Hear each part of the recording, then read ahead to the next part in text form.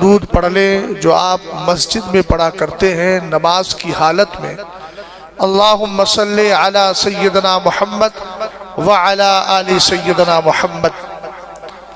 اب بول دے صلی اللہ تعالی علیہ وسلم۔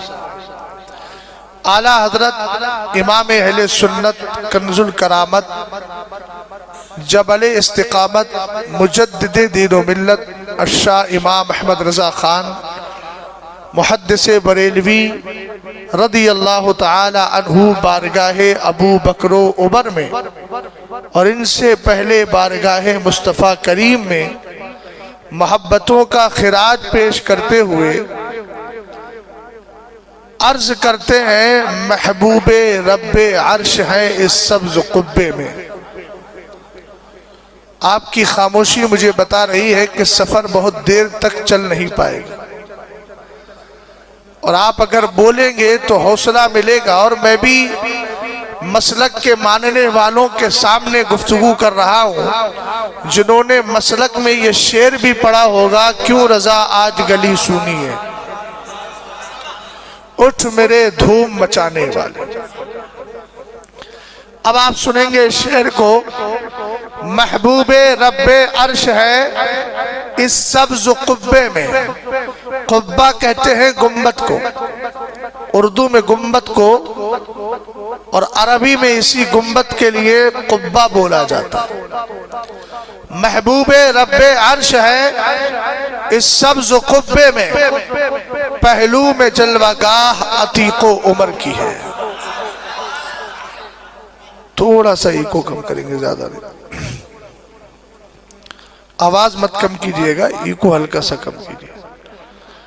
محبوب رب عرش ہے اس سبز قبے میں، اس جملے پہ ذرا غور کرنا۔ محبوب رب عرش ہے اس سبز قبے میں، پہلو میں جلوہ گاہ عتیق و عمر کی ہے۔ میرے امام نے ایک ایڈریس اور پتہ بتا دیا۔ پتہ یہ ہے کہ جو پتہ مصطفیٰ کا ہے وہی پتہ ابو بکر کا ہے، جو پتہ مصطفیٰ کا ہے وہی حضرت عمر کا ہے۔ آپ کو اور آسان کر دوں، جس گنبد کے نیچے مدینے کے تاجدار تشریف فرما ہے، جلوہ فگن ہے، جلوہ سامہ ہے، جلوہ بار ہے، انہی کے پہلو میں مصطفیٰ کے دو یار ہیں۔ اور حکمت دیکھئے گا، رسول کریم صلی اللہ تعالی علیہ وسلم نے اپنے دو یاروں کو برابر میں دفن ہونے کی اجازت عطا فرما دی تاکہ زمانے کو پتہ چل جائے مصطفیٰ کریم کی بارگاہ سے فیض وہی پائے گا جس کے دل میں ابو بکر و عمر کی محبت ہوگی۔ سمجھ گئے آپ؟ کون ہے سیدنا ابو بکر صدیق اکبر؟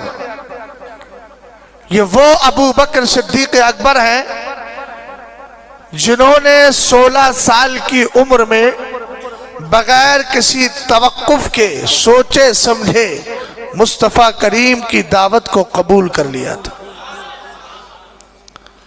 اور میرے نبی علیہ السلام نے ان کو اپنی بارگاہ کا اتنا قریبی رکھا، اتنا قریبی رکھا۔ ایک جملہ عرض کر رہا ہوں بات کو آگے بڑھاتے ہوئے۔ ابو بکر صدیق اکبر صحابی بھی ہیں، اور آپ کی صحابیت قرآن سے ثابت ہے۔ غار ثور کا واقعہ کون نہیں جانتا؟ جب ابو بکر صدیق اکبر کو خوف ستانے لگا تو قرآن نے اس کی ترجمانی کی اور مصطفیٰ کریم نے ڈھارس بدائی۔ قرآن کہتا ہے اذ یقول لصاحبہ لا تحزن ان اللہ معنا۔ یاد کرو جب محبوب اپنے ساتھی اور صحابی، اب آپ جانتے ہیں غار ثور میں کوئی دوسرا صحابی نہیں تھا، ابو بکر صدیق اکبر تھے۔ اب اس کا مطلب کلیئر ہو گیا کہ یہاں صحابی سے مراد مدینے کے تاجدار کے صحابی کون سے صحابی مراد ہے؟ جن کو ابو بکر صدیق اکبر کہا جاتا ہے وہی مراد ہے۔ اب اس کا ترجمہ یہ ہوگا کہ یاد کرو جب مصطفیٰ کریم اپنے صحابی ابو بکر صدیق اکبر سے کہہ رہے تھے لا تحزن ان اللہ معنا، گھبراؤ نہیں، غم مت کرو، رنجیدہ مت ہو، اس لیے کہ اللہ تعالی ہمارے ساتھ ہے۔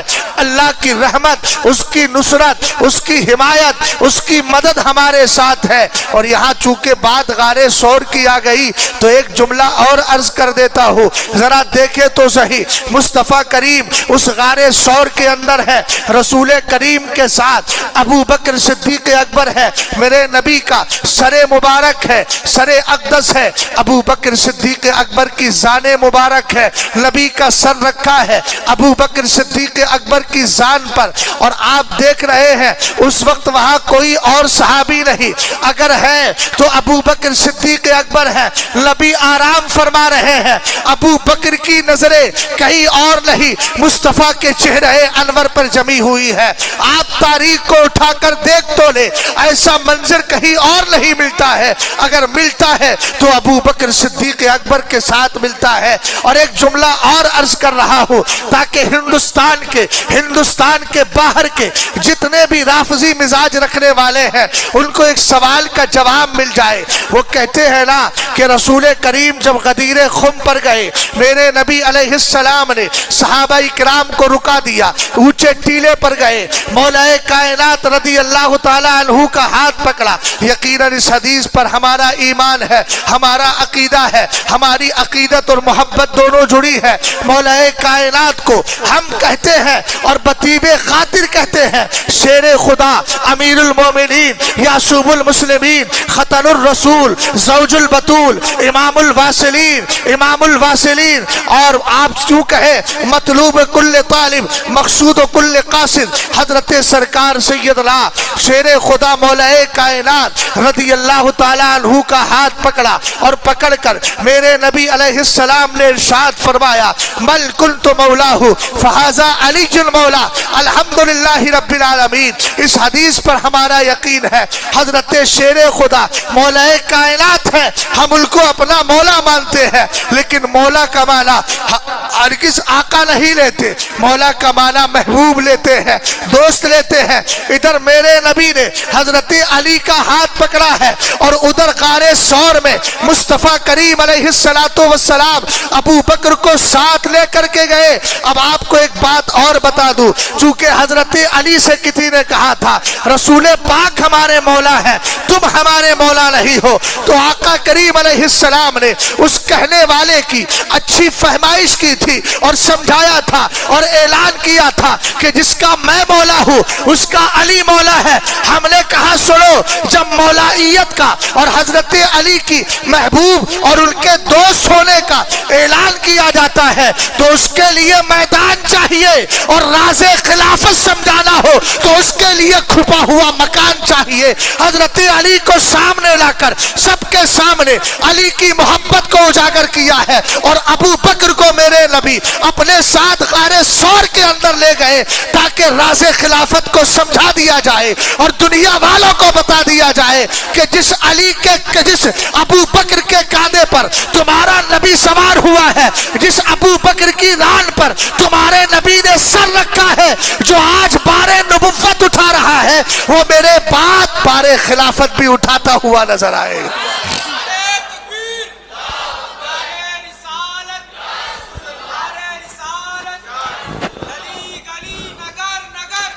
بکر ابو بکر ابو بکر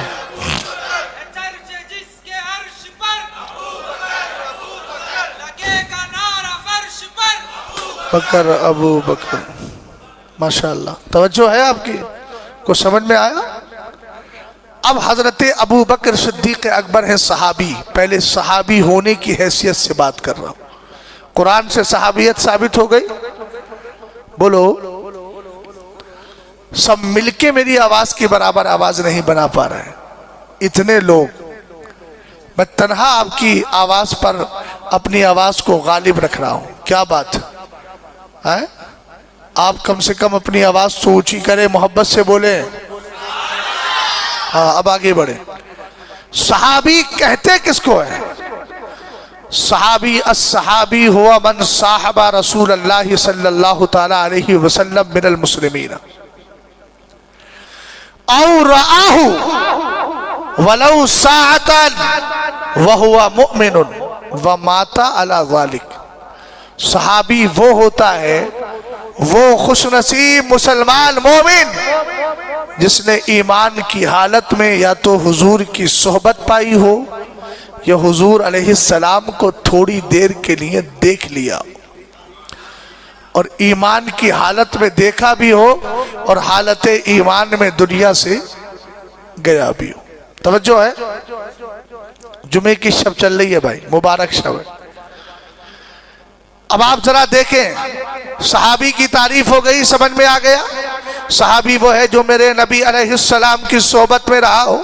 صحابی وہ ہے جس نے تھوڑی دیر ہی کے لیے صحیح مگر مصطفیٰ کا چہرہ انور دیکھا ہو, نبی کی زیارت کی ہو, آقا کریم علیہ السلام کے دیوانوں حالت ایمان میں دنیا سے گیا ہو. ہم نے کہا صحابیت تو بہت سارے حضرات کو ملی, کوئی ایسا صحابی ہے جو اس نے مصطفیٰ کریم علیہ السلام کے چہرہ انور کو ایمان کی حالت میں دیکھا اور دیکھتے ہی دنیا سے رخصت ہو گیا.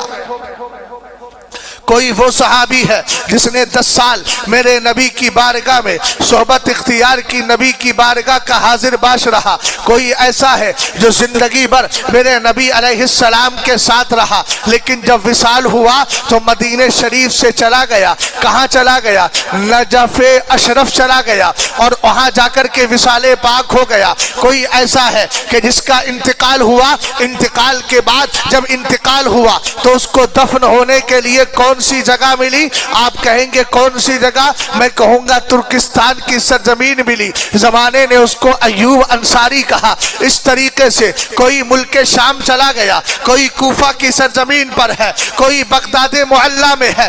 الگ الگ یہ صحابہ اکرام ہے, رہے مصطفیٰ کریم کے ساتھ, لیکن مشیت الہی نے چاہا کہ محبوب کے صحابہ کا فیض اور ان کی برکتیں دنیا بھر میں عام کر دی جائے, اس لیے الگ الگ صحابہ اکرام کا مدفن بنا. ہم نے کہا آپ جانتے ہیں صحابی جس زمین پر آرام فرماتا ہے بعد وصال, اس زمین والوں کے لیے انعام کیا ہے؟ ما من احد من اصحابی یموت بارض الا بعث قائدا ونورا لهم یوم القیامہ. میرے آقا علیہ السلام فرماتے ہیں صحابی انتقال کے بعد جس زمین میں دفن ہوتا ہے اس زمین والوں کے لیے انعام یہ ہے کہ جب قیامت کے دن صحابی اپنی قبر سے اٹھایا جائے گا تو جتنے ادھر اہل ایمان ہوگے وہ بھی قبروں سے اٹھیں گے, اور یہ صحابی ان کے لیے لیڈر بھی رکھا جائے گا, ان کا قائد بنایا جائے گا, ان کے لیے نور بنایا جائے گا. اللہ کی مشیت نے چاہا کہ مصطفیٰ کے صحابہ جو نورانی برکتیں لے کر گئے ہیں وہ کسی ایک جگہ نہ رکھی جائے, اس لیے الگ الگ صحابہ اکرام کو اللہ تعالیٰ کے محبوب نے بھیجا. انہوں نے دینی خدمات انجام دی. وصال کے بعد انہی خطوں میں آرام کرنے لگے. سارے صحابہ پر ہماری جانیں قربان, مگر قربان جائے ابو بکر پر, قربان جائے عمر فاروق اعظم پر. کوئی صحابی ایسا ہے انتقال کے بعد سرکار کے حجرے میں نہیں بلکہ جنت البقیع میں آرام کر رہا ہے. کوئی عثمان غنی کی شکل میں ہے, کوئی دیگر صحابہ اکرام کی شکل میں ہے. لیکن دیکھے تو صحیح, ایک وہ صحابی ہے, دوسرا وہ صحابی ہے جب تک دنیا میں رہا نبی کی صحبت میں رہا, اور جب نبی دنیا سے تشریف لے گئے تو بعد وصال میرے نبی نے کوئی اور مسکن نہیں دیا, اس کو برابر میں دفن ہونے کا موقع دے دیا. اور ان دونوں میں بھی اگر تقابل کیا جائے تو نبی سے قبر کے اعتبار سے جو قربت ہے اسی ذات کا نام ابو بکر صدیق اکبر ہے. ہم نے کہا دیکھے تو صحیح, وہ صحابی نبی کی صحبت میں تھے, انتقال سے پہلے بھی تھے اور بعد وصال بھی نبی کے برابر میں ہے، نبی کی صحبت میں ہے، اور قیامت تک یوں ہی رہیں گے۔ اور میرے نبی ایک دن مسجد نبوی شریف میں آئے، حضرت عمر کا ہاتھ میرے نبی نے پکڑا ہے، ایک طرف عمر فاروق اعظم ہے، دوسری طرف حضرت ابو بکر صدیق اکبر ہے، اور میرے نبی نے اس طرح ہاتھوں کو کیا، اور اس کے بعد فرمایا ہاکذا نبعث یوم القیامہ، ہم قیامت کے دن ایسے ہی اٹھائے جائیں گے۔ محبوب رب عرش ہے اس سبز قبے میں، پہلو میں جلوہ گاہ۔ توجہ ہے؟ ایمان میں تازگی ہو رہی ہے کہ نہیں؟ بس تازگی ہی پیدا کرنا ہے، سمجھ گئے؟ مجمع کی کثرت اور قلت کو دیکھ کے کبھی میں فیصلہ نہیں بدلتا ہوں۔ بات ایک میں کی جائے تب بھی وہی ہے، ہزاروں میں کی جائے تب بھی وہی ہے۔ مجمع تو تھوڑے بہت زیادہ بڑے چوڑے ملتے رہتے، بات سمجھ گئے نا؟ میرے ذہن میں ایک ہی بات رہتی ہے، میرے سرکار علیہ السلام موسم حج میں جب نکلتے تھے دین کی بات اور دین کی تبلیغ کرنے کے لیے، تو ایک دو لوگوں کو بھی تبلیغ کرتے تھے، اور جب میرے نبی کی تبلیغ پر صحابہ اکرام جڑ گئے تو ایسے جڑے کہ جب حجۃ الوداع کا موقع آیا تو 1,00,000 سے زائد کو بھی میرے نبی نے تبلیغ کی۔ سرکار علیہ السلام نے ان کو بھی خطاب فرمایا، سمجھ گئے؟ بات سیدنا ابو بکر صدیق اکبر رضی اللہ تعالیٰ عنہ کی چل رہی ہے۔ ابھی آپ کو بچپن سے لے کر چلتے ہیں۔ سیدنا ابو بکر صدیق اکبر وہ صحابی رسول ہے، حضرت عمر فاروق اعظم رضی اللہ تعالیٰ عنہ دونوں آرام فرما رہے ہیں حضور کے پہلو میں۔ ایک بات میں آپ سے عرض کر دوں، میں صرف ابو بکر صدیق اکبر کے تعلق سے اس وقت گفتگو کروں گا، اس لیے کہ موقع جو ہے وہ آپ کا ہے اور یہ آپ ہی کے لیے عنوان رکھا گیا ہے، تو آپ جانتے ہیں جو عنوان ہو اسی پر گفتگو کرنا چاہیے، ورنہ تو ان آقاؤں پر اگر مختلف صحابہ اکرام پر گفتگو کی جائے، صرف خلفائے راشدین پر کی جائے تو یہ رات کافی نہیں ہوگی، اس کے لیے بہت وقت چاہیے۔ اس لیے میں اختصار کے ساتھ ابو بکر صدیق اکبر کی شان بیان کر رہا ہوں، غور فرمائیے گا۔ ابو بکر صدیق اکبر وہ ہے جنہوں نے کلمہ پڑھنے سے پہلے کبھی بھی بت پرستی نہیں کی ہے۔ آپ نے کلمہ پڑھنے سے پہلے بھی بت پرستی نہیں کی، اور کلمہ پڑھنے کے بعد تو بت پرستی کا کوئی مطلب ہی سمجھ میں نہیں آتا، بلکہ اللہ تعالیٰ نے آپ کو پہلے بھی اس نجاست سے محفوظ رکھا، اور بعد ایمان بھی اللہ تعالیٰ نے آپ کو اس سے محفوظ رکھا، اور ابدالآباد آپ اس چیز سے محفوظ رہے ہیں۔ ذرا توجہ فرمائیے گا، ابو بکر صدیق اکبر کی عمر چھوٹی ہے، آپ کے والد بزرگوار ایک دن بت خانے میں لے گئے اور سامنے کھڑے ہو کر کہا ہذہ آلہتک الشم العلا فاسجد لہا، اے ابو بکر یہ ہے تیرے بلند و بالا معبود، ان کے لیے سجدہ کرو۔ ابھی ابو قحافہ مسلمان نہیں ہوئے تھے، وہ کہہ کر چلے گئے۔ حضرت ابو بکر صدیق اکبر رضی اللہ تعالیٰ عنہ نے کیا کیا معلوم ہے؟ بت سے گفتگو شروع کر دی۔ بولو، آپ نے فرمایا انا جائع فاطعمنی، مجھے بھوک لگ رہی ہے، کھانا کھلا۔ سبحان اللہ۔ اب بت کیا جواب دیتا؟ بت تو بت ہی بنا رہا، اس کے پاس کوئی جواب تھا ہی نہیں۔ سیدنا ابو بکر صدیق اکبر نے پھر کہا انی عارن فاکسنی، میرے پاس کپڑے نہیں ہیں، مجھے کپڑے پہنا۔ بت نے کوئی جواب نہیں دیا۔ ابو بکر صدیق اکبر نے ایک پتھر اٹھایا، اور پتھر اٹھانے کے بعد آپ نے فرمایا فَإِن قُلْتَ إِلَٰهَ فَامْنَعْ نَفْسَكَ، اگر تو سچ میں معبود ہے تو ابو بکر کے پتھر سے خود کو بچا کر دکھا۔ آپ نے پتھر لیا اور زور سے مارا، وہ اوندھے منہ گر گیا۔ ابھی آپ نہیں سمجھ پائے، 17واں پارہ پڑھا ہے؟ نہیں پڑھا ہے تو سنو، پڑھا ہے اور ترجمے سے نہیں پڑھا ہے تو بھی سنو۔ ابو بکر صدیق اکبر 4-5 سال کی عمر میں اختصار والی زندگی میں کس کی سنت ادا کر رہے ہیں؟ آپ کو معلوم ہے حضرت ابراہیم خلیل اللہ۔ کون ابراہیم خلیل اللہ؟ جو میرے مصطفیٰ کریم کے جد کریم ہے۔ خود میرے نبی فرماتے ہیں الا دعوت ابی ابراہیم، میں اپنے باپ ابراہیم کی دعا ہوں، ربنا وبعث فیہم رسولا منہم۔ یہ آیت کریمہ ہے جب حضرت ابراہیم نے مصطفیٰ کریم کو مانگا تھا اسی کی طرف اشارہ کیا۔ حضرت ابراہیم خلیل اللہ ہے۔ آپ کی قوم کے اندر ایک میلہ ٹھیلا لگتا تھا، اس میلے میں سب لوگ چلے گئے، آپ کو دعوت دی، آپ نے منع فرما دیا۔ ابو بکر صدیق اکبر وہ ادھر میلے میں گئے، ابو بکر صدیق اکبر بت خانے میں گئے اور جا کر کے آپ نے وہاں پر بتوں کو مسمار کر دیا، ان کو تہس نہس کر دیا، ان کو زمیں بوس کر دیا۔ آپ دیکھیں تو صحیح جو ابو بکر صدیق اکبر کر رہے ہیں بچپنے میں کس کی سنت ادا کر رہے ہیں؟ ابو بکر صدیق اکبر سیدنا ابراہیم خلیل اللہ کی سنت ادا کر رہے ہیں۔ اتنے میں ابو بکر صدیق اکبر کے والد ابو قحافہ آ گئے، کہا بیٹا کیا کیا؟ کہا ابا جان جو دیکھ رہے ہو وہی کیا ہے۔ آپ نے لیا اور لینے کے بعد پہنچ گئے آپ کی والدہ ام الخیر کے پاس، کہا اس نے بتوں کو توڑ دیا، معبودان باطلہ تھے ان کے لیے کہ ہمارے معبودوں کو توڑ دیا۔ حضرت ام الخیر نے کہا اس سے کچھ مت کہنا۔ کہا وجہ کیا ہے؟ کہا جب ابو بکر پیدا ہوا تھا تو میرے کان سے ایک آواز ٹکرائی تھی، کوئی کہنے والا کہہ رہا تھا، اب ہر ایک کی توجہ چاہتا ہوں، کہنے والا کہہ رہا تھا یا امت اللہ علی التحقیق ابشری بالولد العتیق اسمہ فی السماء الصدیق لمحمد صاحب و رفیق۔ سبحان اللہ، بول دے میرے شفیق۔ اے اللہ کی بندی خوش ہو جا، تجھے اللہ نے ایسا بیٹا عطا کیا ہے، تجھے تیرے رب نے ایسا بیٹا دیا ہے جو آزاد ہے۔ اونچا بولو، کس سے آزاد ہے وہ بعد میں بتاؤں گا، اس پر میں بات بڑھاؤں گا۔ اس میں 4 جملے۔ یا امت اللہ علی التحقیق، اے اللہ کی بندی، ابشری بالولد العتیق، خوش ہو جا کہ اللہ نے تجھے ایسا بیٹا دیا ہے جو جہنم سے، اونچا بولو، جہنم سے، موت سے۔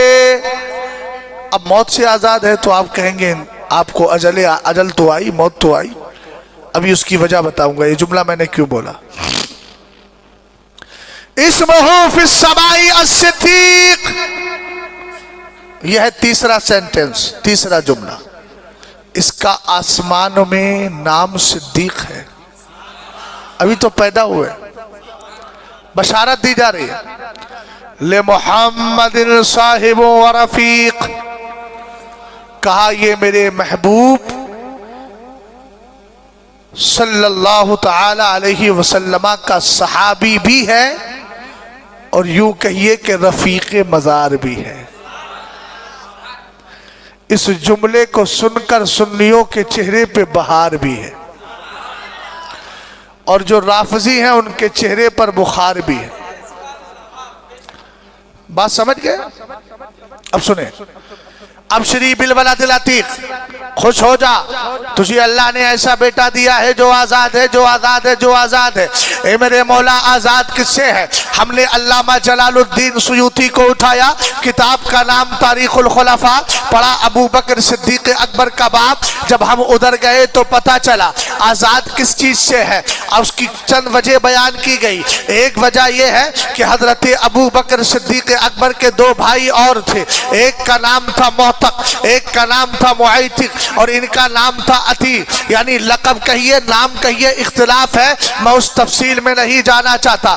عتیق ایک ہے، معتق ان کا بھی انتقال ہو گیا، دوسرے ہیں معیتق ان کا بھی انتقال انتقال ہو گیا۔ تیسرے آئے عتیق، جیسے ہی ابو بکر صدیق اکبر پیدا ہوئے آپ کی والدہ نے آپ کو لیا، خانہ کعبہ میں لے کر پہنچی اور کہنے لگی اللہم ھذا عتیق من النار فہبہ لی، اے اللہ یہ موت سے آزاد ہے، دعا کر رہی ہے، اے اللہ اس کو موت سے محفوظ رکھ اور اس بچے کو مجھے دے دے۔ اللہ نے دعا کو قبول کر لیا۔ اس لیے میں نے کہا کہ عتیق کا معنی موت سے آزاد، یعنی بچپن میں آپ کا وصال نہیں ہوا، جیسے دو بھائیوں کا ہو گیا تھا یہاں آپ کا وصال نہیں ہوا۔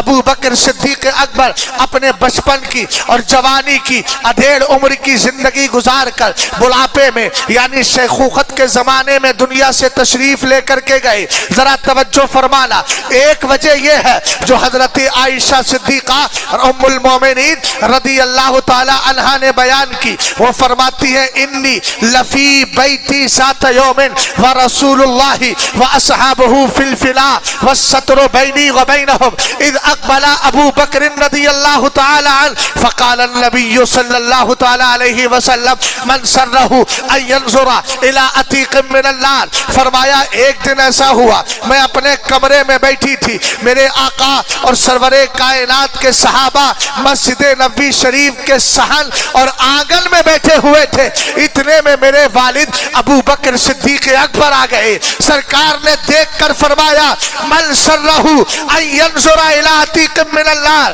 اگر کوئی یہ چاہتا ہے کہ جہنم سے آزاد ہوئے اور جہنم سے آزاد ہونے والے اور جہنم سے پاک اور آزاد شخص کو دیکھے، آسان ترجمہ کروں، آپ نے کہا جو یہ چاہتا ہے کہ میں کسی جنتی کو دیکھ لوں اسے چاہیے کہ ابو بکر کا چہرہ دیکھ لے۔ اللہ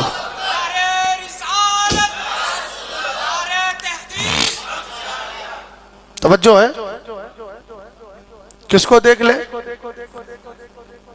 ابو بکر صدیق اکبر کو دیکھ لے۔ اب تو سمجھے آزاد کا کیا مطلب ہے؟ اچھا دوسرا آپ کا لقب ہے، کہا اسمہ فی السماء الصدیق، اس کا نام آسمانوں میں کیا ہے؟ اونچا بولو، صدیق ہے، آسمانوں میں صدیق ہے۔ صدیق لقب کیسے پڑا؟ اس کو دیا بنا بھی سنے، غیر مقلدین بھی سنے۔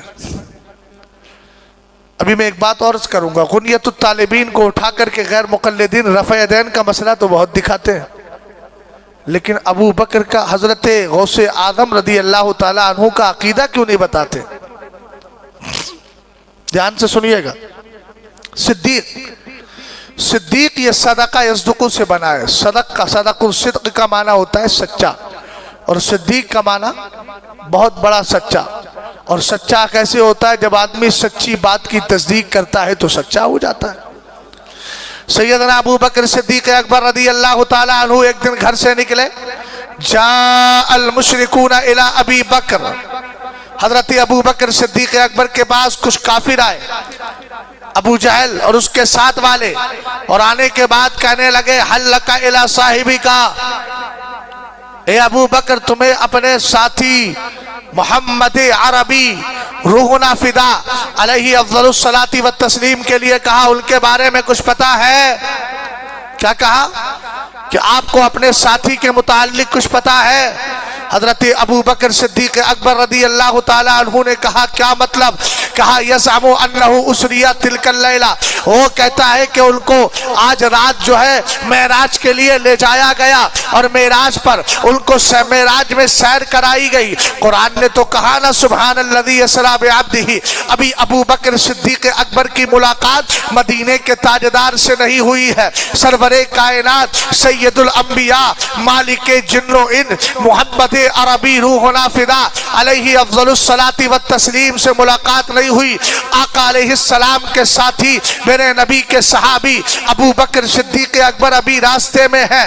ابو جہل نے جب یہ کہا، کیا کہا؟ تمہیں اپنے یار اپنے ساتھی کے بارے میں پتا ہے؟ اب ذرا یہاں دیکھنا، حضور معراج سے واپس آئے تھے، کس نے اعتراض کیا تھا؟ ابو جہل نے، اس کے ساتھ والوں نے۔ ہمیں سمجھ میں نہیں آتا یہ معراج میں گئے کیسے؟ اتنے اتنے مختصر وقت میں سب کچھ دیکھ کر چلے آئے، لیکن ابو بکر صدیق اکبر کا جملہ سنے۔ جب آپ نے یہ دیکھا کہ یہ اعتراض کر رہا ہے، ابھی نبی علیہ السلام سے ملاقات نہیں ہوئی، مگر نبی پر بھروسہ کتنا ہے، نبی کی بات پر یقین کتنا ہے، آپ نے فرمایا واللہ انی لاصدقہ بخبر السماء غدوۃ وروحا، فرمایا تو ایک معراج کی بات کرتا ہے، قسم خدا کی اگر میرے آقا صبح شام اگر معراج سے بھی زیادہ حیرت میں ڈالنے والی خبریں لے کر آئیں گے، ابو بکر سوچے گا نہیں، ہر خبر کی تصدیق کرتا چلا جائے گا۔ معراج کو مانا ابو بکر نے اور نکارا ابو جہل نے۔ آج کے دور میں جو بھی جسمانی معراج کے منکر ہیں ان کا رشتہ ابو جہل سے ہے، اور جو ایمانی اور جسمانی معراج کے جو مقر ہیں ان کا رشتہ ابو بکر صدیق اکبر سے ہے۔ اور ایک بات عرض کروں، حضرت عائشہ صدیقہ، حضرت امیر معاویہ رضی اللہ تعالی عنہما، ان دونوں کا جو استدلال پیش کرتے ہیں کہ دیکھیے انہوں نے کہا، تو حضرت عائشہ صدیقہ رضی اللہ تعالی عنہا کی عمر دیکھیے گا اور معراج کا واقعہ دیکھیے گا، یہ واقعہ کب ہوا اور ان کی عمر کتنی تھی۔ بات سمجھے کہ نہیں سمجھے آپ؟ اور یاد رکھیں حضرت عائشہ صدیقہ رضی اللہ تعالی عنہا نے جو دیکھا تھا اس کے اعتبار سے انہوں نے گفتگو کی، مگر امت کے سارے افراد نے مصطفیٰ کریم علیہ السلام کے جسمانی معراج کے تعلق سے عقیدہ رکھا۔ اور یوں بھی اگر سمجھا جائے کہ خواب والی معراج ہوئی ہے تو میں آپ سے پوچھنا چاہتا ہوں، خواب میں تو آدمی بہت کچھ دیکھتا ہے، اس پہ کون سی حیرت کی بات ہے؟ تو پھر قرآن نے کیوں کہا وَمَا جَعَلْنَا الرُّؤْيَا الَّتِي أَرَيْنَاكَ إِلَّا فِطْرَةً لِلنَّاسِ، ہم نے وہ رویت چشم یعنی معراج کے واقعے کو ہم نے نہ بنایا مگر لوگوں کے لیے آزمائش۔ تو یار رات میں دیکھ لوں اگر ہندوستان کا پردھان منتری بنا دیا گیا ہوں تو کون سی حیرت کی بات ہے؟ صبح اٹھوں گا ہر آدمی کہیں گے یار یہ تو خواب تھا۔ ارے ہوتا ہے کہ نہیں ہوتا ہے؟ تو خواب پہ حیرت کی کیا بات؟ ابو جہل خواب پر اعتراض کیوں کرے گا؟ اور پھر قرآن کہہ رہا ہے ہم نے اس کو جو ہے لوگوں کے لیے آزمائش بنایا۔ آپ کو معلوم ہے معراج کے واقعے کے بعد جنہوں نے کلمہ پڑھ لیا تھا ان کلمہ گو لوگوں میں سے بھی بہت سارے مرتد ہو گئے تھے۔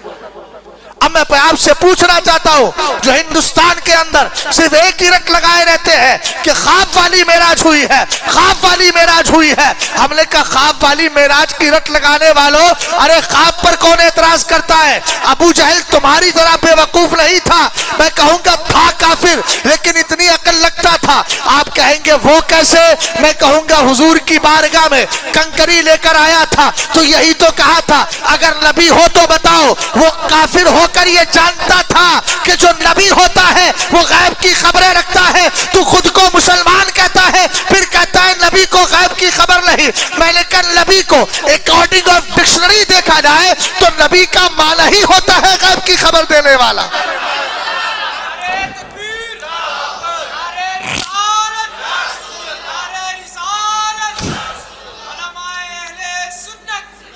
اور علامہ جلال الدین سیوطی نے جو جملہ محفوظ کیا اس نے کیا کہا تھا ابو بکر صدیق اکبر سے؟ حل لکا الی صاحبی کا یزعم انہو اسریا اللیلہ، کہ ان کا یہ خیال ہے کہ آج رات ان کو آسمانوں کی سیر کے لیے لے جایا گیا تھا۔ بات سمجھ گئے؟ تو خواب پر کوئی اعتراض ہوتا ہے؟ آج تک کچھ یاران زمانہ کو یہی سمجھ میں نہیں آ رہا، ارے کم سے کم کچھ عقل کا بھی استعمال کر لو۔ بولو بھئی خواب اگر کوئی دیکھ کر کے جائے صبح کو خواب بیان کرے تو لوگ ہنستے ہیں۔ ہم نے کہا اس کا مطلب خواب والا معاملہ نہیں تھا، اور عبداللہ ابن عباس نے تو کلیئر کر دیا۔ آپ نے فرمایا حضور کو 2 بار معراج ہوئی ہے۔ ان ابن عباس رضی اللہ تعالی عنہما قال इन्ना मुहम्मदन सल्लल्लाहु ताला अलैहि वसल्लम रआ रब्बहु मर्रतन बिफुआदिही व मर्रतन बिबसरी। फरमाया मेरे नबी अलैहिस्सलाम ने रब कदीर का 2 बार दीदार किया है, एक बार मर्रतन बिफुआदी व मर्रतन बिबसरी। बसर का माना कहीं भी आप देख ले, बसर का माना आँख होता है, ज़ाहिरी बसीरत होता है, यानी आपने अपने माथे की आंखों से अल्लाह ताला का दीदार किया। दूसरी चीज क्या है, वमर्रतम बिफुआदी, और एक बार अपने दिल से आपने अल्लाह रब्बुल इज्जत का दीदार किया। मगर याद रहे सरकार अलैहिस्सलातो वस्सलाम को अपने ऊपर कयास मत करना। हम सोते हैं, हमारी आंख भी सोती है, हमारा दिल भी सोता है, लेकिन मेरे नबी फरमाते हैं तनामु ऐनाया वला यनामु कल्बी, मेरी आंखें तो सोती है लेकिन मेरा दिल नहीं सोता है। पता चला बेदार दिल से और बेदार आंखों से मदीने के ताजदार ने अपने रब का दीदार किया। समझ में आई बात आपको? अब जैसे ही आपने सरकार अलैहिस्सलाम की बात सुनी और अबू जहल से कहा वल्लाही इन्नी ला उसद्दिक़ु बिखबरिस समाई गुदवतन व रौहा, खुदा की कसम मैं हुजूर की उन खबरों का जो मेराज से भी ज्यादा हैरत वाली हो उनकी तस्दीक करूंगा। और ऐसी खबरें तू एक की करता है, मेरे सरकार सुबह और शाम ऐसी खबरें लाते रहे, मैं कभी डाउट नहीं करूंगा, शक नहीं करूंगा, बगैर किसी सोच और विचार की तस्दीक कर दूंगा। रसूल करीम सल्लल्लाहु ताला अलैहि वसल्लम के सहाबी यारे गारे मुस्तफ़ा अफजलुल बशर बादल अंबिया सैयदना अबू बकर सिद्दीक अकबर अब गए हुजूर की बारगाह में और सरवरे कायनात को सलाम अर्ज किया। उसके बाद मेरे नबी को वो सारा वाकया बता दिया जो अबू जहल एंड कंपनी के साथ हुआ था। आपने सारी बातें बता दी और बताने के बाद जब मेरे नबी ने अबू बकर सिद्दीक अकबर की मुकम्मल गुफ्तगू को सुन लिया तो फरमाया अंत सिद्दीक, बोल जा यार रफीक, तू सिद्दीक है।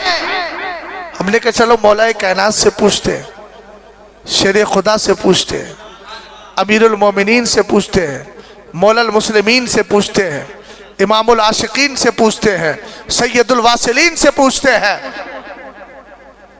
आप बताओ।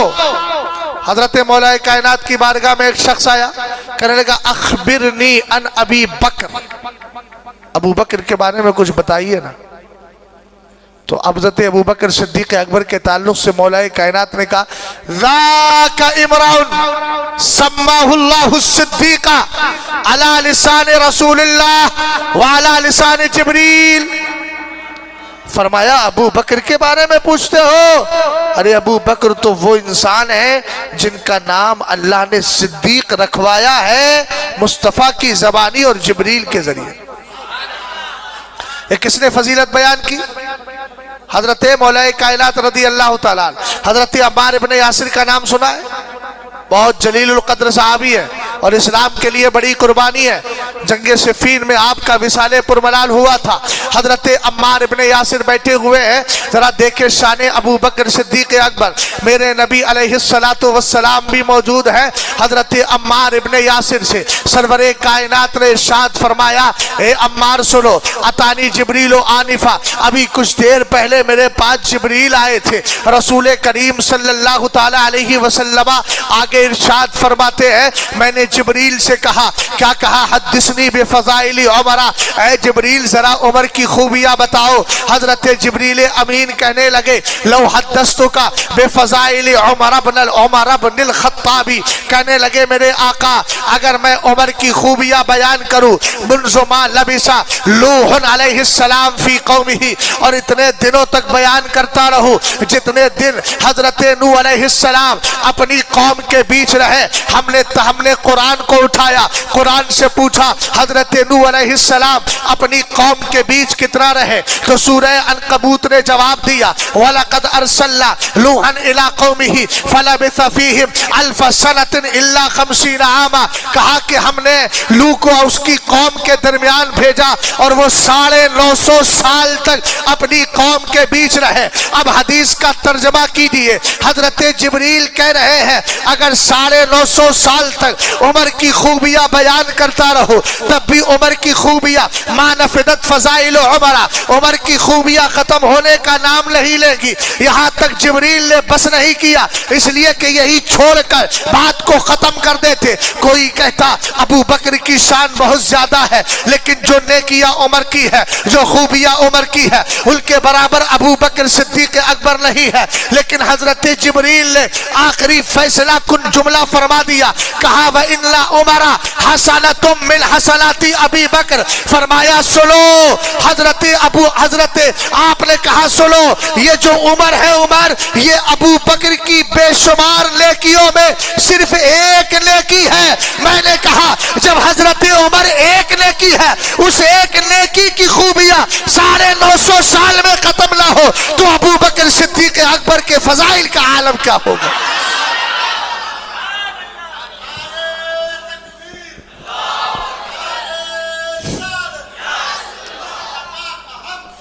अबू बकर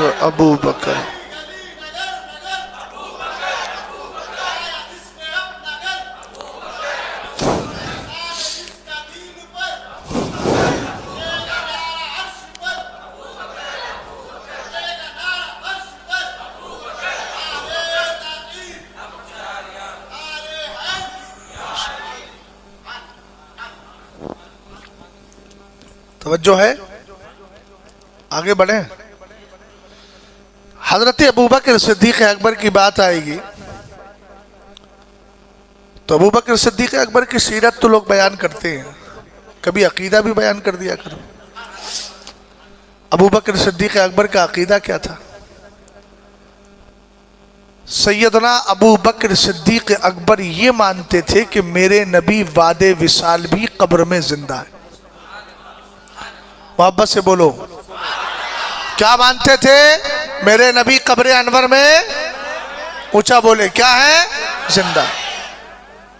और हजरत आयशा सिद्दीका रदी अल्लाह ताला अन्हा भी यही अकीदा रखते थे।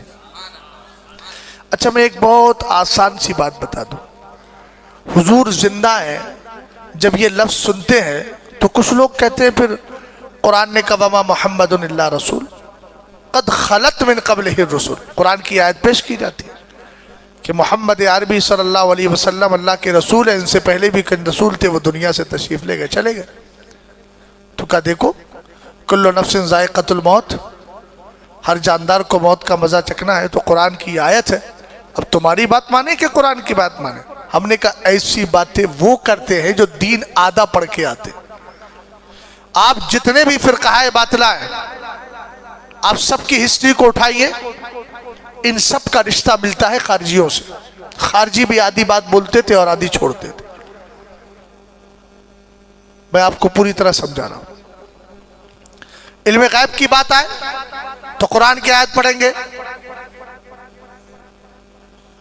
कुरान में अल्लाह रब्बुल इज्जत ने फरमाया व इंदहु मफातिहुल गैब, देखो कुरान ने कहा अल्लाह ही के पास गैब की कुंजियां है। अब यार आदमी परेशान हो गया तो कुरान पाक की आयत पेश कर रहा है, बरेलवी मौलाना की माने कि वहाबी मुल्ला की माने, किसकी माने? हमने कहा किसी की न मान, उसकी मान जिसने कुरान नाजिल किया है। मगर दीन को समझने के लिए सहाबा इकराम की जिंदगी को पढ़ना पड़ेगा। तवज्जो है। हमने कहा कुरान की आयत तो तूने पढ़ दी, व इंदहु मफातिहुल गैब, अल्लाह रब्बुल इज्जत ही के पास गैब की कुंजियां। हम इनकार नहीं करते, कुरान की हर आयत पर हमारा ईमान। ला नुफर्रिकु बैना अहदिम मिन नुमिनु बिबादिन व नकफुरु बिबाद। हम ऐसे नहीं कि कुछ को माने कुछ को छोड़ दे। ये तुम्हारा मिजाज होगा, हमारा मिजाज तो यह है कि अलहम्दु शरीफ के अलिफ लाम से लेकर वन्नीस वन्नास की सीन तक हर नुक्ते, हर आयत, हर सूरत, इन सब पर हमारा ईमान अकीदा है। हम शियों की तरह कुरान को आधा भी नहीं मानते और हम बद अकीदा की तरह कुरान की एक आयत को पेश करके गुमराह करे और दूसरी आयत पेश ना करे। याद रखो, कुरान ने कहा युदिल्लु बिही कसीरन व यहदी बिही कसीरा, इसी के जरिए अल्लाह बहुतों को गुमराही देता है और बहुतों को हिदायत देता है। क्या मतलब? यानी इसी कुरान को पढ़कर, हालांकि कुरान सरचश्माए हिदायत है, मगर फिक्रे खराब, जहन खराब, मिजाज खराब, विचार खराब, इसीलिए कुरान को आधा पढ़ा और आधी बात पढ़कर गुमराह हो गया। लेकिन जिसने कुरान की सारी बातों को समझा, अल्हम्दुलिल्लाह वो पाकीज़ा अकीदा लेकर के जाता है। अगर कुरान की यह आयत पेश कर रहा है तो जरा कुरान के सूरह जिन की इस आयत को भी पेश कर। आलिमुल गैबी फला युज़हिरु अला गैबिही अहदन इल्ला मन इर्तदा मिन रसूल, चौथे पारे की आयत पेश कर। वमा कान अल्लाहु लियुत्लिअकुम अलल गैबी वलाकिन्नल्लाह यज्तबी मिन रुसुलिही मन यशा, कुरान की ये आयत भी पेश कर। वअल्लमका मा लम तकुल तअलम, कुरान की ये आयत भी पेश कर। वमा हुवा अलल गैबी बिदनीर, ये वो सब आयतें हैं जो नबी के इल्म गैब को साबित करती हैं। अब कैसे आप दोनों आयतों को सामने रखकर तत्बीक देंगे? साफ सा मतला है कि जहां यह कहा गया कि अल्लाह ही के पास गैब की खबर कुंजिया है, इसका मतलब यह है कि अल्लाह के पास गैब है मगर किसी के बताने से नहीं, बल्कि अज खुद बिज़ात। और नबी करीम के पास भी गैब है मगर अल्लाह के बताने से। मसला क्लियर हुआ? अच्छा, नबी अलैहिस्सलाम कब्र में जिंदा है, कहने लगे कुरान की आयत हर जानदार को मौत का मजा चखना है। मैंने कहा हुजूर को भी अजले आनी आई। हमारे इमाम ने कहा ना, अंबिया को भी अजल आनी है मगर ऐसी के फकत आनी है। समझने में कुछ परेशानी है? नहीं है तो सुभान अल्लाह तो बोलना चाहिए। हजराते अंबिया को भी अजल आई। फ़इज़ा जा अजलहुम ला यस्तखिरून सअतन वला यस्तक़दिमून, कुरान कहता है जब उनको अजल आएगी यानी इंसानों को, तो ना एक मिनट पीछे, एक साथ पीछे हो सकते हैं ना आगे हो सकते हैं। अंबिया को भी अजल आई मगर कुछ देर के लिए, ताकि अल्लाह का वादा पूरा हो जाए और उसके बाद उन अंबिया अलैहिमुस्सलाम की रूहों को फिर उनके जिस्मों की तरफ वापस कर दिया गया। अब उनकी जिंदगी ठीक ऐसी ही है, हिस्सी है, दुनियावी है, बिल्कुल ऐसी ही है जैसे वो दुनिया में तशरीफ फरमाते। कहने लगे आपने यह अकीदा कहां से निकाल लिया? हमने कहा अकीदा मुस्तफ़ा की हदीस से निकाला है, और बगैर हदीस के कुरान कोई समझ सकता है? ऊंचा बोलो। नहीं समझ सकता। अब हम आपको बता रहे हैं, मैं भी एक अकली दलील दे दूं, उसके बाद नकली दलील दूंगा। हुजूर अलैहिस्सलाम के जिस्म नाज से रूह को जब निकाला गया, अब पूछो इस बदअकीदा कौम से कि अगर हरे हुजूर अलैहिस्सलाम जिंदा नहीं तो रूह तो जिंदा रहती है ना? रूह मरेगी? जल्दी बोलो, रूह मरेगी? रूह जिंदा रहेगी ना? बता हुजूर की रूह कहां चलेगी? कहां रखे हुजूर की रूह को? अल्लाह ने हुजूर की रूह को हुजूर के जिस्म से अगर अलग कर दिया, नबी का जिस्म माज़अल्लाह, जैसे ये कहते हैं गल सड़ गया माज़अल्लाह, मरकर मिट्टी में मिल गए। मैंने कहा तू मरकर मिट्टी में मिलेगा और अब भी मरकर मिट्टी में मिला है और मिलेगा। तेरे पेशरो जो ये अकीदा रख कर गए हैं, मेरा नबी कल भी जिंदा था, आज भी जिंदा है और कयामत तक जिंदा रहेगा। सुनो एक अकली दलील सुनिए। हुजूर के जिस्म से जब रूह अलग है, मैं अकीदा अबू बकर सिद्दीक अकबर भी बयान कर रहा हूं, मैं मौजू से हटा नहीं हूं, याद रखिएगा। रूह है सरकार के जिस्म नाज से थोड़ी देर के लिए अलग किया गया। अब बताओ कहां रखे? कहां रखे हुजूर की रूह को? कहां रखा जाए? अर्श पर। हमने कहा जरा तकाबुल कर, कंपैरिजन कर, अर्श अफजल है या मेरे नबी का जिस्म? जल्दी बोलो, अर्श अफजल है क्या नबी का जिस्म? نبی کا جسم. بولے عرش تو نہیں، لوہوں پہ لے جاؤ. میں نے لوح افضل ہے کہ نبی کا جسم؟ ہم نے کہا اسی طریقے سے تفصیل میں عرش پر نہیں، کرسی پر نہیں، لوح پر نہیں، قلم پر نہیں، ملکوت پہ نہیں. اسی طریقے سے ہم نے کہا پہلے آسمان میں، دوسرے میں، تیسرے میں، چوتھے میں، پانچویں میں، چھٹے میں، ساتویں میں نہیں. زمین پر آجا، خوبصورت سے خوبصورت جگہ لے کر آ، وہاں پر نہیں، ادھر نہیں، ادھر نہیں. وجہ کیا ہے؟ میں نے کہا یہ دنیا کا کوئی بھی خطہ اور دنیا کا کوئی انسان میرے نبی سے افضل نہیں ہو سکتا. وجہ یہ ہے کہ اللہ نے انسانوں کو پیدا کیا ہے تو نبی کے صدقے میں، کائنات کے ذرے ذرے کو بنایا تو نبی کے صدقے میں. خود اللہ نے محبوب سے کہا تھا من اجلی کا استہ البتھا وارفع السماء وامرج الماء واجعل الثواب والعقاب والجنت والنار. کہا تھا محبوب یہ آسمان جو اٹھا رہا ہوں، بلند کر رہا ہوں، یہ تیرے لیے. زمین بچھا رہا ہوں، یہ تیرے لیے. سمندر اور دریاؤں کا پانی تیرے لیے. اے میرے محبوب جب کائنات کی ساری چیزیں اللہ نے مصطفیٰ کے لیے پیدا کی تو آپ جانتے ایک حدیث اور سن لے. رب نے کہا وَلَقَدْ خَلَقْتُ الدُّنْيَا وَأَهْلَهَا لِأُعَرِّفَهُمْ كَرَامَتَكَ وَمَنزِلَتَكَ عِنْدِي. کہا محبوب میں نے دنیا اور دنیا والوں کو اس لیے پیدا کیا ہے تاکہ تیری عظمت، تیری شان، تیرا وقار، تیرا مرتبہ، تیری رسپیکٹ اور تیری جتنی عزت ہے میری بارگاہ میں یہ دنیا والوں کو بھی بتا دوں. پتا چلا کائنات کی کوئی چیز نبی کے جسم سے بہتر نہیں ہو سکتی. اب جب نبی کے جسم سے روح نکل گئی تو عقل بھی کہہ رہی ہے سب سے بہتر جب نبی کا جسم ہے تو روح کہیں اور نہیں اسی جسم کی طرف لوٹا دی جائے. بات سمجھے؟ اچھا حضور نے ایک حدیث فرمائی، حدیث سے صحیح ہے. حضور علیہ السلام نے فرمایا سنو مجھ پر درود پڑھا کرو جمعے کے دن. اکثروا علی من الصلاۃ فی، جمعے کے دن کثرت سے درود پڑھا کرو. صحابہ کرام نے عرض کیا کیوں؟ میرے سرکار نے فرمایا فَإِنَّ صَلَاتَكُمْ مَعْرُوضَةٌ عَلَيَّ. سر اوپر اٹھائیں میری طرف دیکھیں. فرمایا تمہارا درود میری بارگاہ میں پیش کیا جاتا. سبحان اللہ. صحابہ اکرام نے عرض کیا کیفا تعرض صلاتنا وقد علمتا. حضور آپ کے وصال کے بعد بھی ہمارا درود آپ کی بارگاہ میں پیش کیا جائے گا. بول رہے یار سوال تو بالکل سٹیک ہے نا؟ سمجھ گئے؟ انہوں نے کیا سوال کیا؟ یہ سوال ہے، عقیدہ نہیں ہے. اس کو بھی سمجھیے گا، صحابی کا سوال ہے، عقیدہ. ایک دن میرے مصطفیٰ کریم کی بارگاہ میں کچھ صحابہ اکرام آئے، کہنے لگے حضور ہمارے دلوں میں ایسے خیالات آتے ہیں، ایسے خیالات آتے ہیں، ایسے خیالات آتے ہیں کہ ان کو بیان کرتے ہوئے کلیجہ منہ کو آتا ہے. ایسے خیالات. تو کیا یہ صحابہ کا عقیدہ تھا؟ کیا ایسے خیالات صحیح ہے؟ عقیدہ تھا؟ سوال تھا. سوال الگ ہے، عقیدہ تو اب بعد میں بن رہا ہے. عقیدہ جو میرے نبی ارشاد فرما رہے، اب اس پر عقیدہ کیسے جم رہا ہے صحابہ کا؟ حضور نے فرمایا ان اللہ تعالی حرم علی الارض ان تاکل اجساد الانبیاء فنبی اللہ حی یرزق. میرے نبی نے ارشاد فرمایا اللہ نے زمین پر حرام کر دیا ہے کہ وہ نبیوں کے جسموں کو کھائے.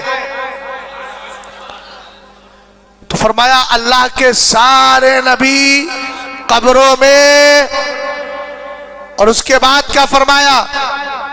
یرزق، روزی بھی دیے جاتے ہیں.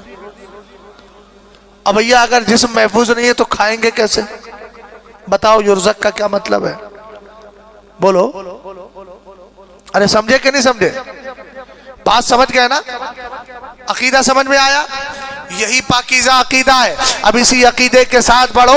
حضرت ملا عبد الرحمن چابی رحمت اللہ تعالی علیہ نے شواہد النبوہ میں ارشاد فرمایا جب ابو بکر صدیق اکبر کے وصال کی گھڑی قریب آئی، آپ نے اپنے احباب کو جمع کیا، اپنے قریبی لوگوں کو جمع کیا، اور جمع کرنے کے بعد آپ نے فرمایا جب میرا وصال ہو جائے مجھے نہلا کر غسل دلا کر کفن پہنا کر نبی علیہ السلام کی چوکھٹ پہ لا کے رکھ دینا، سرکار کی قبر انور کے قریب لے جانا اور حضور علیہ السلام کو سلام پیش کرنے کے بعد اجازت مانگنا، اگر قبر سے آواز آ جائے تو مجھے حضور کے برابر میں دفن کرنا، اور اگر آواز نہ آئے تو پھر مجھے جنت البقیع میں دفن کرنا۔ اب بتاؤ زندہ سی آواز آتی ہے یا مردہ کی آواز آتی ہے؟ ارے ابو بکر صدیق اکبر، ہم دین آج کے وہابی دیوبندیوں سے نہیں لیں گے، ہم دین ابو بکر صدیق اکبر سے لیں گے، اس لیے کہ وہ مصطفیٰ علیہ السلام کی بارگاہ سے ڈائریکٹ فیض پانے والے ہیں۔ ابو بکر صدیق اکبر کہہ رہے ہیں کہ جب میرا وصال ہو جائے تو سرکار کی قبر انور کے قریب لے جانا، سلام پیش کر کے حضور سے اجازت مانگنا، قبر انور سے آواز آئے تو جواب دینا۔ صحابہ نے سلام عرض کیا اور کہہ دیا ھذا ابو بکر یحب ان یدفنا، کہا ان یدفنا معک، فرمایا سرکار علیہ السلام یہ آپ کی بارگاہ میں ابو بکر ہیں اور یہ چاہتے ہیں کہ ان کو آپ کے برابر میں آپ کے ساتھ میں دفن کر دیا جائے۔ حضرت ملا جامی فرماتے ہیں قبر سے آواز آئی ادخل الحبیبہ الی الحبیب، یار کو یار کے پاس لے کر کے آ جاؤ۔ میں نے کہا اگر نبی قبر میں زندہ نہیں تھے تو پھر یہ آواز آئی کیسے؟ آواز مردوں کی نہیں آتی ہے، آواز زندوں کی آیا کرتی ہے۔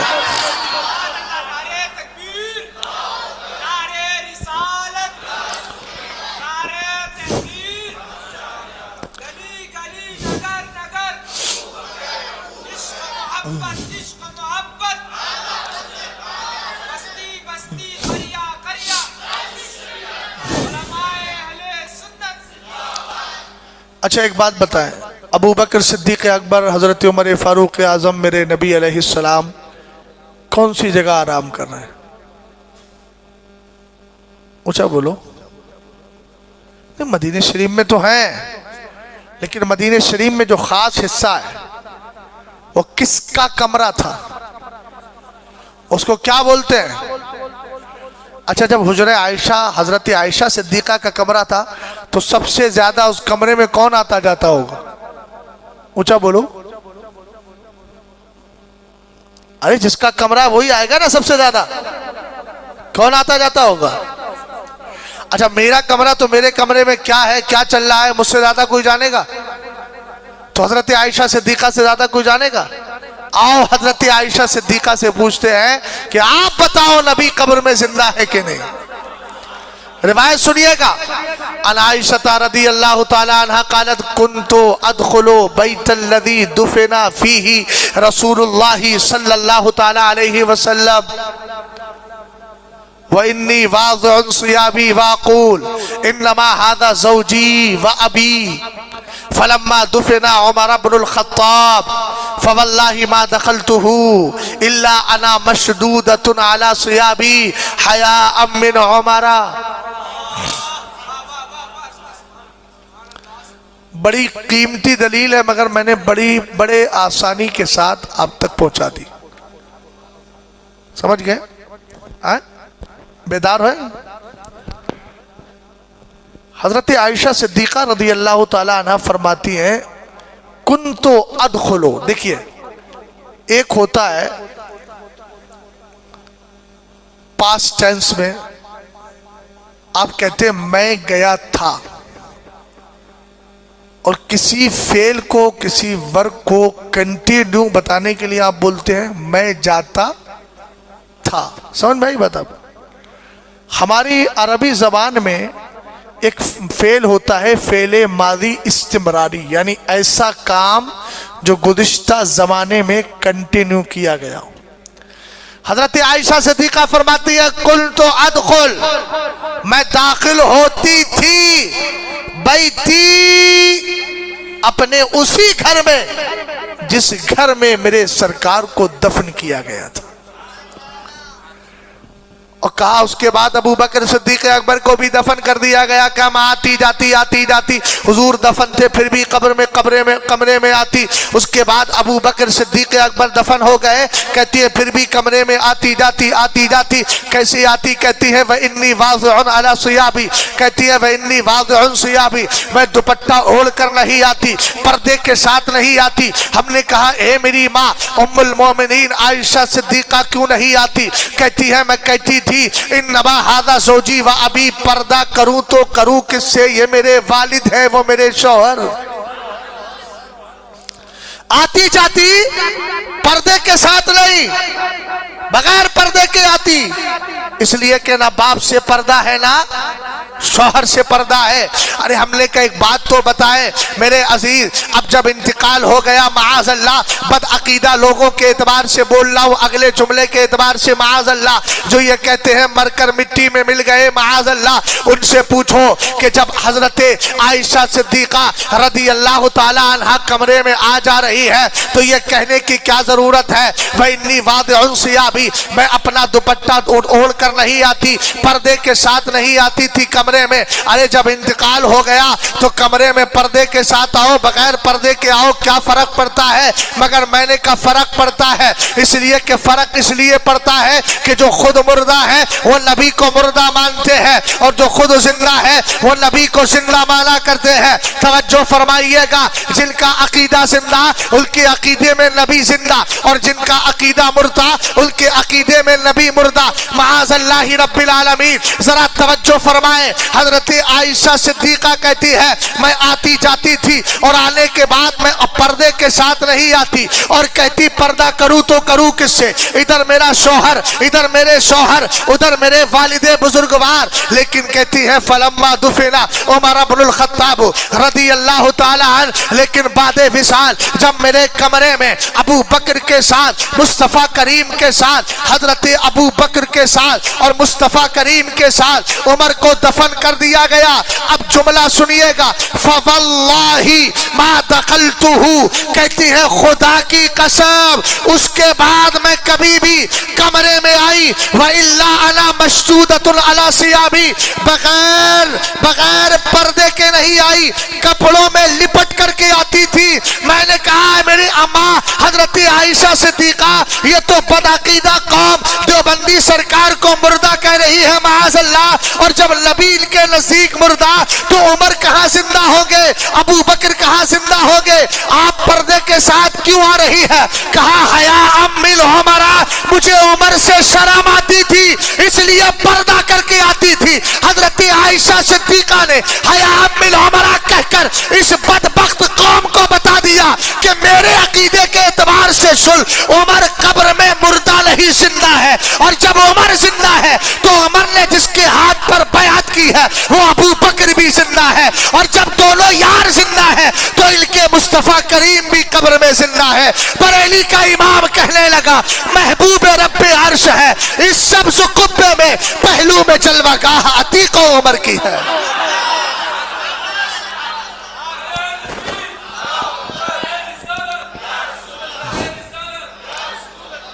یہ کون سا دین سیکھ کے آتے ہو بھائی؟ یہ تو اسلام نہیں ہے.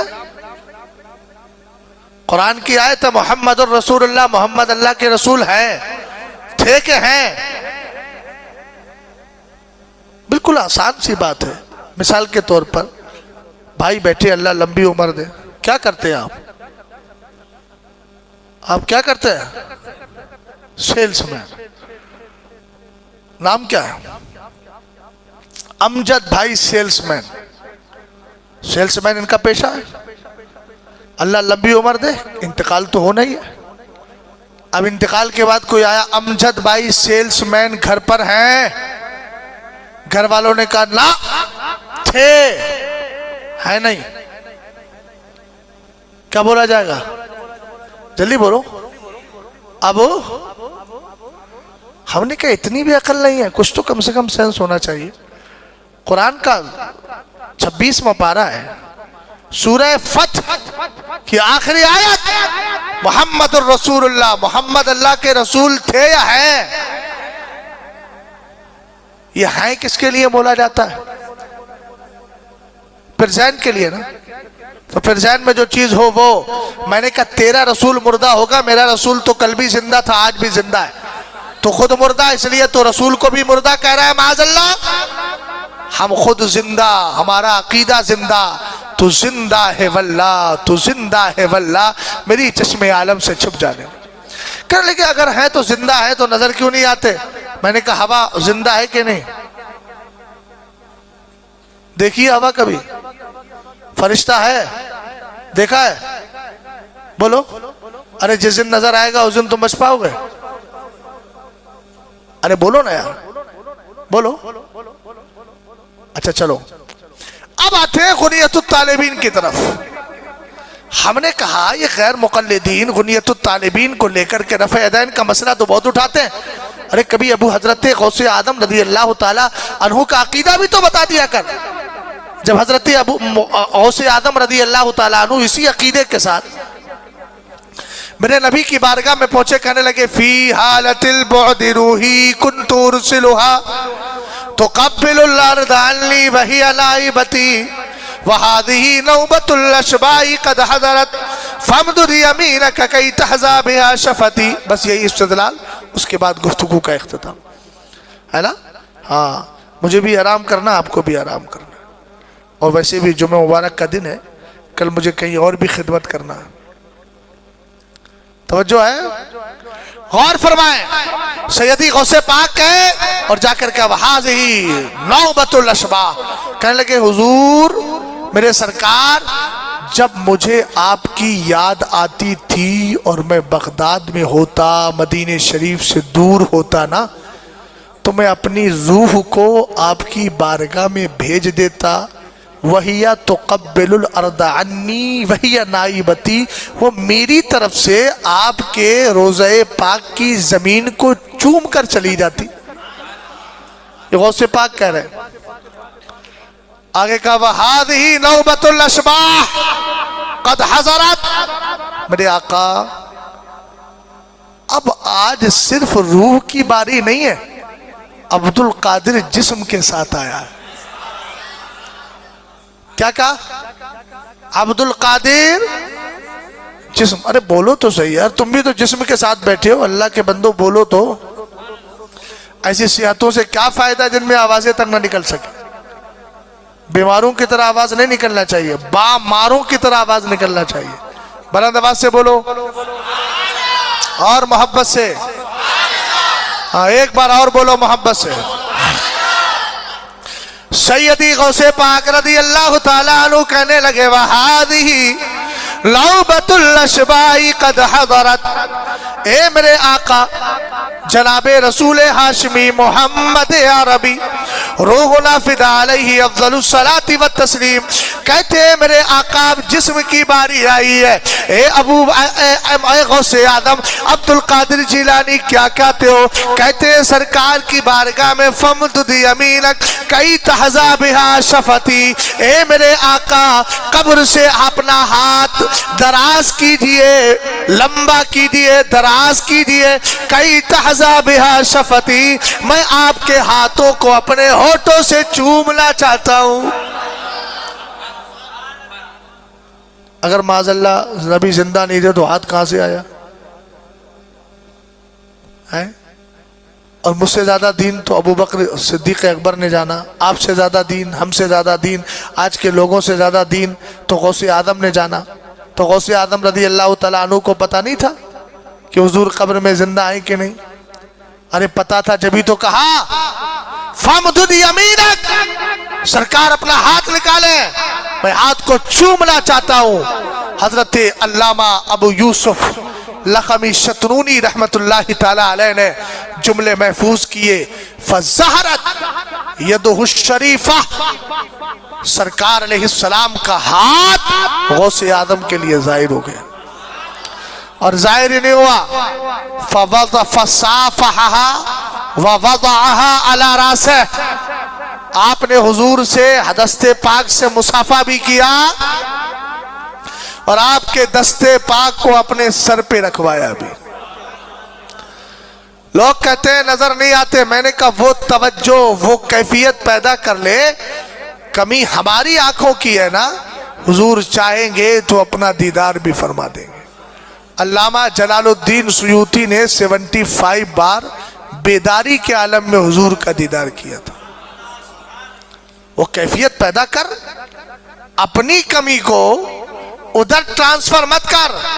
حضور علیہ السلام نظر نہیں آتے، یہ ہماری کمی ہے، اور جس میں اللہ نے یہ کیفیت پیدا کر دی ہے، اگر ملا جامی کی شکل میں ہو تو مصطفیٰ کریم کا دیدار کر لے، اگر عبد القادر جیلانی کی شکل میں ہو تو مصطفیٰ کریم کا دیدار کر لے، احمد کبیر رفاعی کی شکل میں ہو تو مصطفیٰ کا دیدار کر لے، امام اہل سنت اعلیٰ حضرت کی شکل میں ہو تو مصطفیٰ کریم کا دیدار کرے۔ پہلے کہے کوئی کیوں تیری بات پوچھے رضا، تجھ سے کتے ہزار پھرتے ہیں، اور جب دیدار مل جائے تو پھر کہے تو زندہ ہے واللہ، تو زندہ ہے واللہ، میری چشم عالم سے چھپ جانے والے۔ اے میرے سنی بھائیو، اسی عقیدہ اہل سنت کے ساتھ رہنا۔ آپ کے پاس بہت سارے فرقے آئیں گے، اپنے اپنے جال بچھائیں گے، لیکن یاد رکھیے گا ہمیں کسی کے جال میں نہیں پھنسنا ہے، ہمیں صرف ایک ہی محبت کو سامنے لے کر کے چلنا ہے، اسی کو محبت اہل سنت کہا جاتا ہے، جس کو پہچان کے لیے مسلک اعلیٰ حضرت کہا جاتا ہے۔ جس نے آپ کے عقیدے کی حفاظت کی تو کبھی یہ کہا وہی رب ہے جس نے تجھ کو ہمتن کرم بنایا، ہمیں بھیک مانگنے کو تیرا آستہ بتایا۔ کبھی علم غیب کی بات آئی تو کہا اور کوئی غیب کیا، تم سے نیہا ہو بلا جب لا خدا ہی چھپا، تم پہ کروڑوں درود، اور جب نبی کے افضل ہونے کی باری آئی تو کہہ دیا خلق سے اولیاء، اولیاء سے رسول، اور رسولوں سے اعلیٰ ہمارا نبی۔ جب نبی کے قدم ناز کے دھوون کی بات آئی تو کہہ دیا جس کے تلووں کا دھوون ہے آب حیات ہے وہ جانے مسیحا ہمارا نبی۔ اور جب اندھے شیشوں میں چمکنے کی بات آئی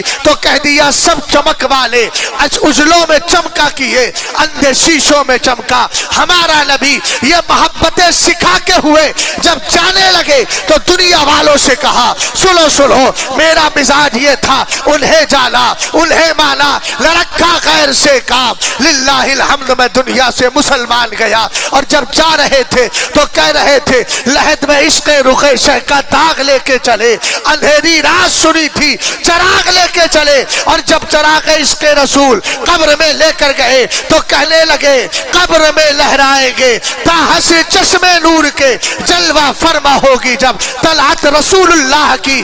ہم نے کہا عشق رسول میں موت آ گئی، اب بتاؤ فائدہ کیا ملا؟ کہنے لگے خاک ہو کر عشق میں آرام سے سونا ملا، جان کی اکسیر ہے الفت رسول اللہ۔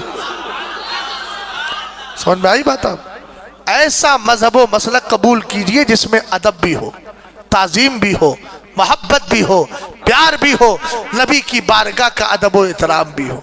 ایسے مذہب کو اختیار مت کیجئے جو نہ مسجدوں کی عزتیں برقرار رکھے، مسجدوں کو کھانے پینے کا اڈا بنا لے۔ سمجھ میں آئی بات آپ؟ اور سنیے، جس کا عقیدہ خراب ہو گیا نا وہ زندگی بھر سر پٹکتا رہے۔ میں پٹکنا اس لیے بول رہا ہوں کہ قبول ہی نہیں، ایک عقیدہ بھی اگر خراب ہوا، یار دنیا اگر کسی چیز سے محبت کر لیتی ہے نا تو اس کی برائی نہیں کرتی ہے۔ حضور کی حدیث کے جملے ہیں الحب یعمی ویسم، محبت انسان کو اندھا اور گونگا بنا دیتی ہے۔ کیا بنا دیتی ہے؟ یہ اس کی بات کر رہے ہیں اگر جس میں عیب ہی عیب ہو۔ لوگ پتھر سے محبت کر کے پتھر کو اپنے لیے سب کچھ مان لیتے ہیں۔ میں تو بات اس نبی کی کر رہا ہوں جس میں کوئی عیب ہے ہی نہیں۔ اعلیٰ حضرت کہنے لگے وہ کمال حسن حضور ہے کہ گمان نقص عیب، وہ گمان کے وہ کمال حسن حضور ہے کہ گمان نقص جہاں نہیں، یہی پھول خار سے دور ہے، یہی شمع ہے کہ دھواں نہیں۔ سمجھ میں آئی بات آپ کی؟ بس آخری حدیث سنا رہا ہوں۔ اگر بدعقیدہ ہو گیا انسان، سنیت سے نکل گیا، عقیدہ خراب کر لیا، تھوڑا میری طرف دیکھیں آپ، تو حضور فرماتے ہیں لا يقبل اللہ لصاحب بدعت صلاة ولا صوما ولا صدقة ولا حجا ولا عمرة ولا جهادا في سبيل الله ولا صرف ولا عدل يخرجوا من الاسلام كما تخرج الشعرة من العجين۔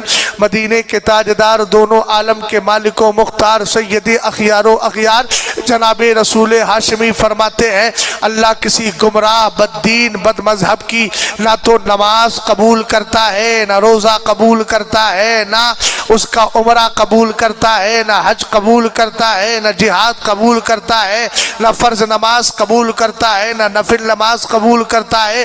وہ ایمان سے ایسے نکل جاتا ہے جیسے آٹا اور اس سے نکلا ہوا بال، یعنی آٹے سے بال نکل جاتا ہے۔